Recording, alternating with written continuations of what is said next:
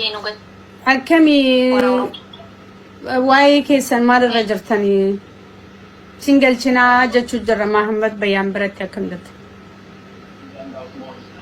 ani immoo barabbaa abbaa mana keetti dubartii biraatti fuudha jedhee yaadu jira. Maaliif ati hoo? Ani jaartii isaa ta'uu hin danda'u. Maaliif? Ani nama isaaf ta'u miti.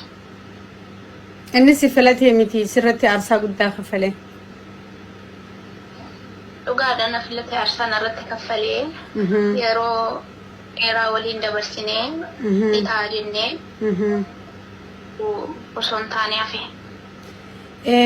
Isaanii siif hin galu jettee ni jirtaa Mahammadiin? Itti meetiin hin jirai. Nayii xiyattee immoo akkanumatti hin taate biraa fuudhetteen. Laa nahii jedhanii ani akka waliin turreetti akka nama tokkotti ani waan si gargaaramuu qabullee anillee namoota wajjin si gargaaree si fuusisnaa jedheeni jira. Maal jeera inni?